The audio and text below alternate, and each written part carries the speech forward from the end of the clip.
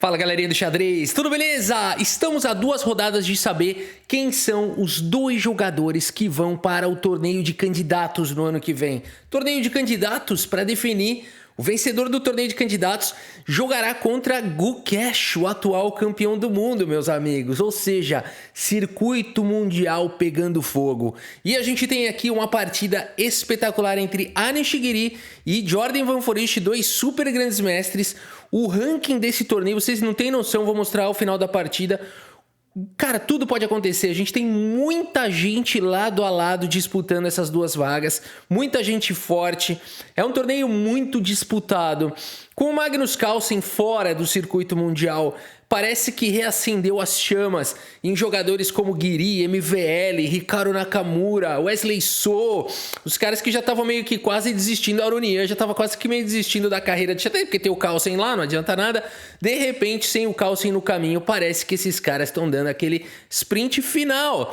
Não é a final que vai ser o último deles, mas talvez os últimos 5, 10 anos aí desses caras estarem no topo, né? Ainda tem bastante tempo pra gente acompanhar e enquanto isso a nova geração vem tomando lugar, vem tomando espaço muito bonito. A gente nunca fica sem as estrelas, né? As estrelas vão apenas mudando. Meus amigos, Anish Giri contra Jordan Van Foreest. Começa com cavalo em F3, abertura hatch. Temos aqui D5, D4... Cavalo vem para F6 simétrico, C4 oferece um peão, um presente para você. Não obrigado, E6 respondeu aqui o Jordan Van Foreest. E G3 prepara para jogar catalã aqui, entregando mesmo o peão. Por enquanto, o Jordan prefere e prioriza aqui desenvolver as peças e colocar o rei em segurança. Bispo G2, roque, cavalo C3 e o Jordan falou, cara, você faz o seguinte, esse peão tá dando sopa faz tempo, passa ele para cá, coleta madeira, coloca no bolso. Anish Giri segue com o lance cavalo em E5, ataca o peão de C4, rasga a diagonal de casas claras. C5 foi jogado, ataca o peão central. Peão toma, temos trocas, as damas se encaram, saem do tabuleiro, o cavalo toma e aqui bispo por C5 recupera, mantém-se com um peão a mais e aqui as brancas podem recuperar o peão a qualquer momento. No entanto, o Giri prefere jogar aqui o roque, é totalmente possível jogar cavalo por C4 aqui, é um bom lance, mas o Giri não tem pressa. Cavalo D5 foi jogado. Cuidado, esse cavalo vai chegar aqui em B6, vai segurar a rapadura, hein? Vai segurar a rapadura. Ou até mesmo o B5 em algumas linhas mais ardidas. O Giri decide que é hora de tomar mesmo esse peão. Cavalo por C4. E aqui o Giri, como vocês podem perceber, nenhum dos dois gastou muito tempo até agora. Eles começaram com 1h30. O Jordan Van Foreest ainda está no seu preparo. Lance 11. Ele tem mais tempo do que ele começou. O Giri já gastou um pouquinho mais de tempo. E nesse momento, com a posição bem equilibrada, o Giri propõe empate. O Jordan Van Foreest recusa, o Giri dá uma insistida, ele fala não, ele pede a terceira vez, ele fala, eu vou chamar o árbitro. Aí ele fala, não, tudo bem. A partida segue com o cavalo C6. E aqui, Anish Giri segue o desarrollo das pedras. Cavalo C3 ameaçando ganhar um peão aqui central. Por isso, torre D8 segue trazendo a torre para o jogo, faz a proteção. Torre E1, e aqui temos o lance B6, o bispo quer jogar, tinha um peão entupindo ele aqui e ele precisa jogar. Cavalo E3, uma pressão enorme aqui no centro. Bispo por E3 foi jogado, bispo por E3, e agora, hein? Será que dá para tomar aqui? Qual que é o ponto todo? Você não vai dobrar o teu peão aqui. Esse lance não seria o melhor seria tomar o cavalo, manter a torre atacada, manter o cavalo atacado e ganhar material. Não pense que cavalo C2 seria uma boa saída, porque essa torre está em defesa. E aqui a gente tem uma variante onde as brancas têm uma peça limpa a mais, né? Por isso a partida segue com o cavalo de C em E7. Esse cavalo está sendo atacado com toda a força. Essa cravada está incomodando o Jordan Van Foreest. E aqui temos então cavalo toma e o bispo volta para D2. Lance 17. O tempo está equilibrado, a posição parece estar equilibrada. A gente tem aqui um aspecto de par de bispos contra bispo e cavalo. Teoricamente, o par de bispos brilha... Teoricamente, não. É o fundamento do xadrez. Isso, na maioria das posições abertas, o par de bispos pode brilhar mais do que o bispo e cavalo. No entanto, as peças vão acabando aqui. A gente vai indo para um final. O Giri, nesse momento, oferece o empate.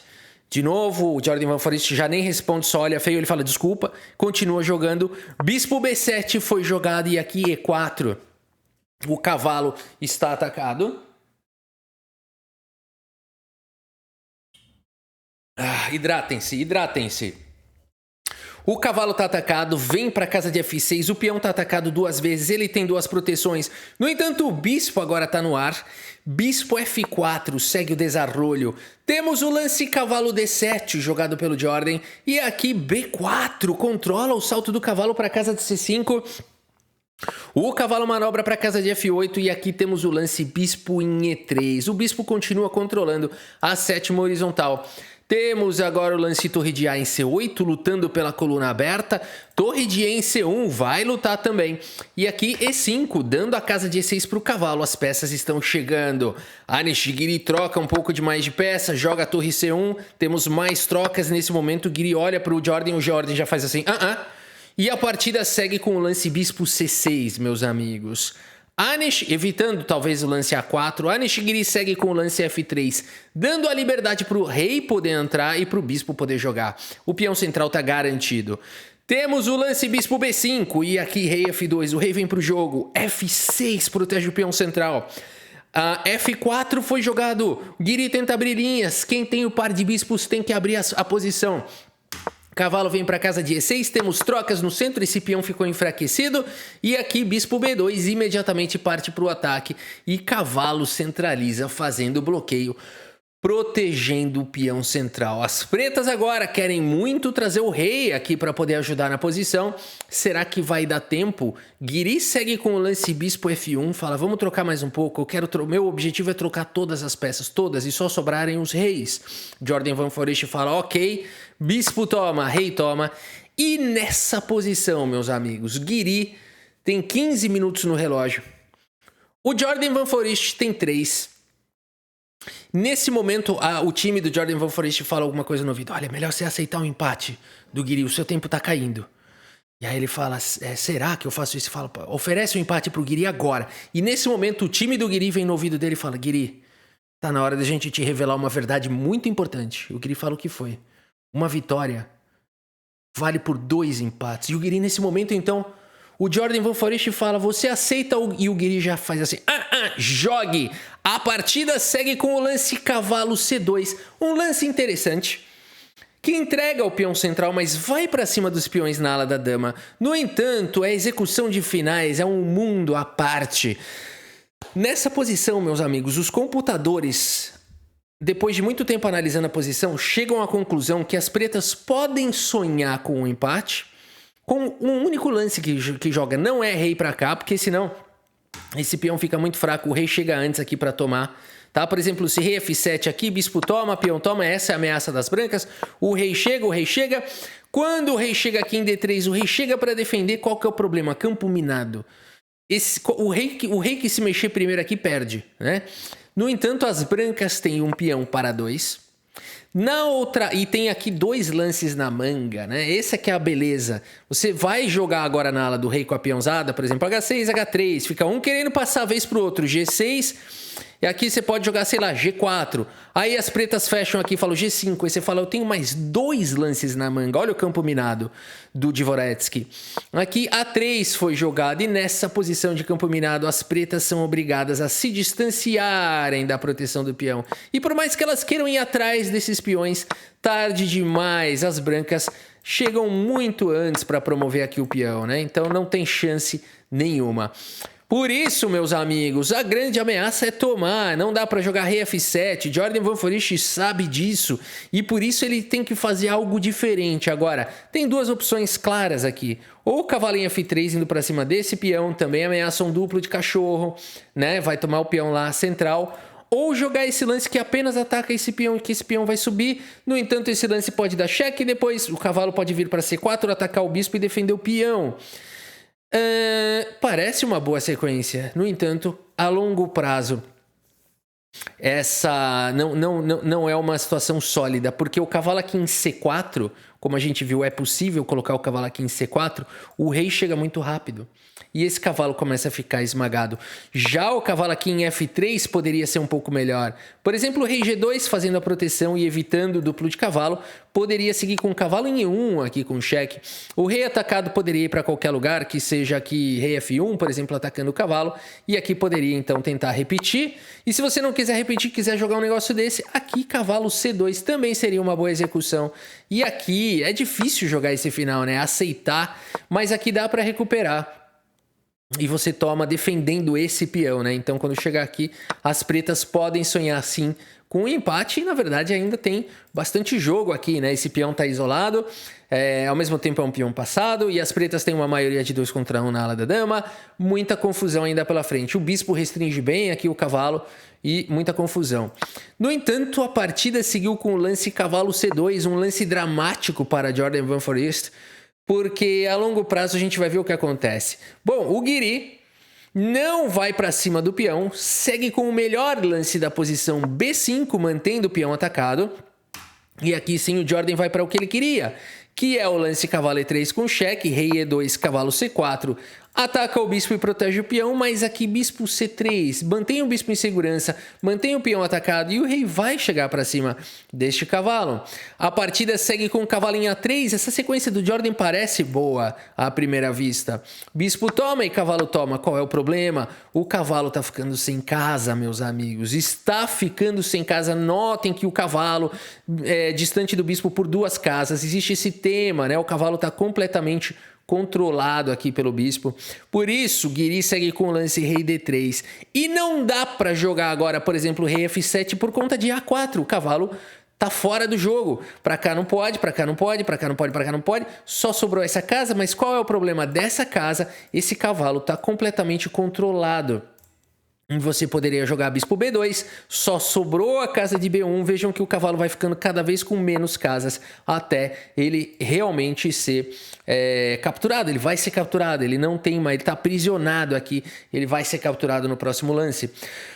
Por isso, meus amigos, o Jordan Van Foreest joga o lance A6, um triste lance que deixa esse peão desamparado, imobilizado, porque ele não pode andar para frente, não pode andar para trás, não pode andar para o lado, nem para diagonal, nem para nenhum lugar. E tá preso. E esse lance é triste porque ele tenta dar a casa de A7 para o cachorro. A partida segue com o lance bispo D4. Que lance aqui do Guiri. Ele faz as contas aqui nesse final. E apesar do material estar igual, não dá para tomar o bispo. Você gostaria muito de tomar o bispo porque não tem defesa o peão. Então você gostaria muito de tomar esse bispo. No entanto, aqui, esse final, ele é ganho. Por mais que as pretas tenham uma maioria aqui de 2 contra 1, não dá tempo. O rei encosta, os peões estão imobilizados. Se esse peão não vai a lugar nenhum sozinho, se o outro avançar, cai aqui. E o rei, parece que ele chega com velocidade aqui, dá para tentar alguma coisa. Só que não, né? Esse peão avançando não vai a lugar nenhum. E esses peões não tem o caminho limpo para avançar. Esse peão vai cair e as brancas vão disparar o outro peão, né? Então, por exemplo, aqui só indo um pouquinho mais. Aqui eu tentei roubar, tentei jogar de com a preta 2 vezes seguida. No presencial dá confusão isso aí, mas no online não deixa fazer, né? Ainda bem. Agora aqui não dá, né? Aqui já deu para perceber que as brancas vão promover muito antes. Por isso, meus amigos, que lance do Guiri, que sequência, que final. Rei F7 foi jogado, o rei vem para o jogo, mas agora cai o peãozito. Rei E6, ao custo de um peão, pelo menos o rei conseguiu chegar na partida. A4 expulsa o cachorro, o cavalo vem para D6 e agora cuidado com duplo de cachorro, hein? Não vai me jogar um rei E3 aqui e perder o bispo. Ah, vou levar o rei para lá, né? Aí leva um duplo de cavalo aqui, perde o bispo, não sabe de onde veio. Experiência própria, tomem cuidado com isso. Aqui é o seguinte, rei D4 foi jogado, cavalo vem para casa de F7. Temos o lance bispo C7, lembra desse padrão, bispo separado do cavalo 2 casas. H5 foi jogado H4, o rei vai para cima do bispo, tenta livrar o padrão. Você fala, já sei, vou manter o padrão com bispo F4. Seria um ótimo lance, inclusive o computador aponta como o melhor lance, mantendo o mesmo princípio do cavalo dominado. Mas o Guiri tem uma ideia diferente, uma ideia também um pouquinho mais sofisticada, ganha esse tempo sobre o peão, continua não podendo tomar o bispo pelos mesmos motivos. Aqui as brancas já têm um peão a mais, isso é vencedor. A partida segue com o lance G5, tentando salvar aqui o peão, trocar esse peão. E aqui, meus amigos, o Guiri segue com rei D5. O rei distante do cavalo numa casa na diagonal. Outro padrão para você notar. Para pensar quantos lances esse cavalo tem que fazer para dar um cheque aqui. Esse rei tá livre de tomar duplo. Sem contar que o rei tá numa casa clara e o bispo é de casa escura. Então isso aqui é uma boa configuração para o Guiri. Rei bem centralizado, ganha oposição, distância de uma casa na diagonal do cavalo. Muito bom lance. Peão toma, cavalo D8, sonhando com novos horizontes. Rei C5, passa o rei para o outro lado. E esse rei tem uma tarefa difícil. Se ele quiser vir para cá para tentar defender, esse peão vai ganhar mobilidade. Por isso o cavalo C6 foi jogado, bispo atacado. Aqui a gente poderia pensar em jogar um bispo C3, talvez. O Guiri tem uma outra ideia, ele prefere manter aqui o bispo cortando o rei. Bispo F4 foi jogado e agora cavalo vem para casa de A5. Guiri segue com rei B6, encosta no peão, permite cavalo C4, cheque com o dedo na cara, rei por A6 foi jogado, já são 2 peões a mais. E agora rei C6, uma tentativa interessante do Jordan de tentar deixar o rei preso, né? E não conseguir avançar com o peão e quem sabe lutar por um empate. O problema é que o Guiri tem um peão móvel aqui no centro. O E5 foi jogado. Cavalo B6 ataca o peão. E aqui muito cuidado nessa hora. Não dá tempo de jogar um lance do tipo E6 por conta de cavalo toma. Lembra que ameaçando aqui o duplo. E se você jogar pra cá, cheque com o dedo na cara. Tanto faz para onde o rei for, o rei chega a tempo de segurar o peão e as pretas empatam. Por isso todo cuidado é pouco. Você poderia pensar também em avançar, seria um bom lance. O Guiri prefere jogar esse lance rei A5 para tentar ganhar um pouco mais de mobilidade aqui para o rei. A partida segue com o lance cavalo D5. Notem que rei C5 aqui não funciona por conta de bispo E3. Vai ganhar material, vai ganhar a partida. Por isso já não tem muito bom lance aqui. O Jordan Van Foreest simplesmente ataca o bispo. Mas aqui você tem algumas boas opções. Por exemplo, o bispo D2 ou o bispo G5. Os dois seguem no padrão de deixar o bispo distante das casas do cavalo. O Guiri decide jogar com o bispo G5. E nessa posição, Jordan Van Foreest, meus amigos, com 2 peões a menos, abandona aqui a partida. Faça-se a luz. Abandonou. Não dá muita diferença aqui porque tá de dia ainda. Abandonou porque não dá mais, meus amigos. Vitória de Anish Giri, que pode sim ser o campeão do Grand Prix 2025. Duvida? Vamos dar uma olhada no ranking e também aqui na precisão da partida. Vamos ver como é que foi essa capivarada aqui. Vamos ver esses capivara de alto nível aqui, viu? Vou te contar, ó. Nem o relatório funciona. Enquanto tenta fazer o relatório aqui, eu vou puxar para vocês a classificação aqui do torneio, que está da seguinte maneira, meus amigos. Matias Blubaum, sim. Vocês acham que ele será o underdog vencedor desse torneio? Ele é o Abazov de 2026? Pode ser. Será que Matias Blubaum é o Abazov de 2026? Pode ser.